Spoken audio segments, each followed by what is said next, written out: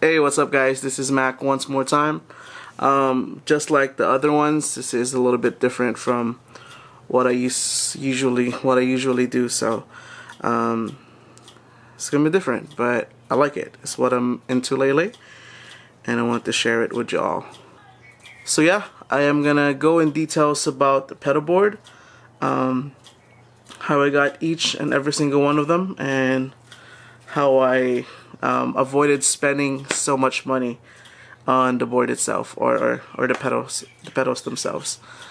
Like I mentioned the other time, there is a way of getting through good pedals without spending a lot of money. Yeah, I'm just gonna bring it over. So this is the board itself. I don't know if you guys can see that. Ooh, this way.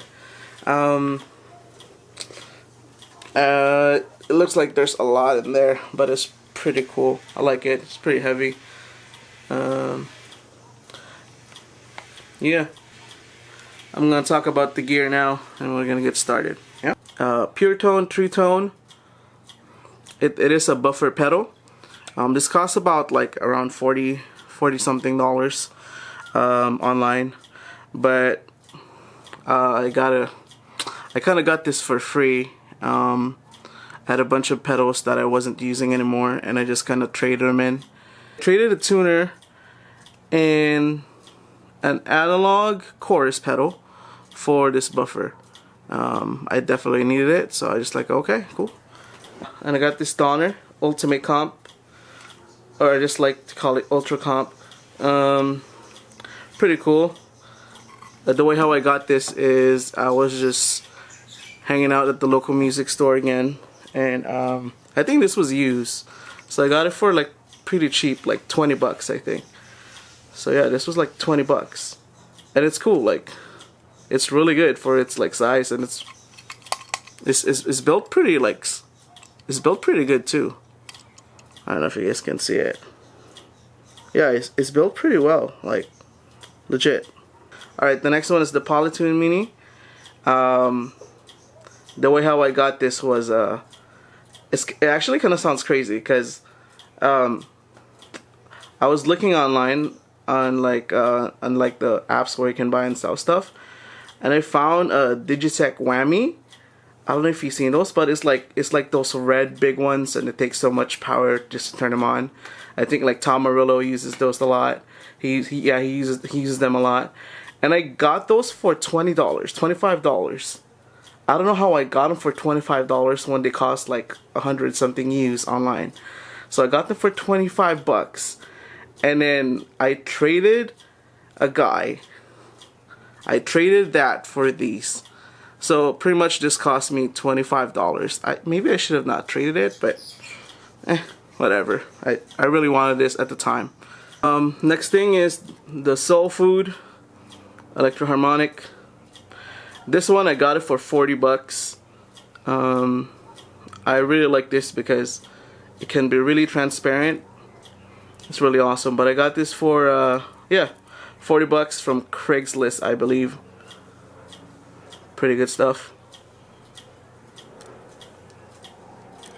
Next one is the MXR overdrive that I have. Solid one. It's built like a tank, dude. And then the next one is this, the Space Echo. I don't know if you can see that. Yeah, so the delay pedal. The reason why they are together is because I used to have a Jamman delay pedal. I got a Jamman delay, and we all know that those cost like 300 something, but I got them for 40 bucks. I believe was from Facebook Market. And some guy really wanted them, so I traded these two pedals. I actually traded 3 pedals for it. I traded them 2, and then I traded he gave me a Boss tuner along with it. So yeah, let's say for this 2 I spent 40 bucks on them. Yeah. All right. And the next one is the Golden Cello Mad Professor. This is actually the oldest pedal that I own. I think it's about 2 years. But this is by far my favorite overdrive. Solid overdrive. I think this costs like about $100 something online used, because I don't think they make them anymore. But I got this for 25 bucks from OfferUp. It's one of those apps that you use for buy and sell and stuff. So yeah, 25 bucks. Can't go wrong with this. Next thing I have is this volume pedal. It's Ernie Ball Jr. Story of this one is that the other guitar player at church, which is the main lead guitar person at church, he wasn't really using them anymore, and then he just kind of gave it to me for free. So at the beginning it wasn't working, and I don't know what I did, but somehow I got it to work. So now it works perfect. It fits right into my board. So this was free, given to me by the other guitar player, again a good friend of mine. Next one is Line 6 Echo Park. I got this from a friend of mine. I wasn't really planning on getting a second one, but I just fell in love with this pedal, and I got it for about 60 bucks, I believe. Yeah, it was $60 for this pedal. Awesome pedal. Really solid. And we have the Holy Grail Nano. This one I got also at the local music store. This was 60 bucks, I believe, or $60. Yeah, $60. Yeah, pretty cool pedal. Last but not the least, this actually this probably my favorite pedal right now. Is a Z-Cat pedal, big reverb, and this is the most expensive one. This one cost me about $130 from Reverb. It came in used, but you know, still a solid pedal, still a super awesome pedal. This is my favorite pedal, legit pedal, super good. So when I added everything up of how much I spent, it cost me $365 for all my pedals. Yeah, $365. That is like one pedal sometimes. That is not even like a Strymon. You can buy Strymon used for like maybe 400 bucks. I'm gonna have my notes with me because I think I wrote it down. I'm not very organized, so I gotta write down my thoughts. Come on. Okay. All right. Let's get it. All right. So I wrote down 3 tips that what you could do so you can get gear for cheap or in a lower price. Yeah, if you're like me, you know, I don't have $1,000 or $2,000 or $3,000 or $4,000 to spend on pedals. So I'm gonna share you some tips that I personally think that work for me. Alright, so the first one is that ask a fellow guitarist or ask other people that plays at church if they have any pedals that are they're not using. So you ask the other guitar player at church, or even guitar players that you have around you, and see if they have any pedals lying around that they don't use. Most likely, if there are gearheads like you, they are going to have a bunch of pedals that they don't use, that they just have them lying around. I have 2 right here right now in this other board that I just have this 2 random, the tuner and the reverb. Anyways, yeah, so eventually, and one more right here that I don't really use. Yeah, I've gotta get rid of these.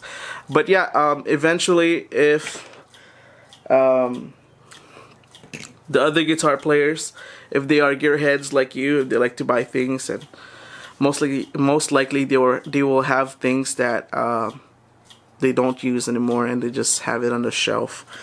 And yeah, ask them for those, and ask them if you could buy it from them. Second is that go to your local music stores. I've been doing this a lot lately. I've been hanging out at my own local music store in our town. But go to the ones that actually that buy used gear, or even like buy and sell used gear. And the cool thing about having a store to buy used gear is that when you buy used gear, it's a lot cheaper than buying new. And you can tell, of course, when a store buy used gear, it's tested. They test it and see if everything works or whatnot. And if it doesn't work, you can always return them. And that's the perks about buying used gear at a buying used store. So yeah, find one of those and make friends and you know, see where that goes.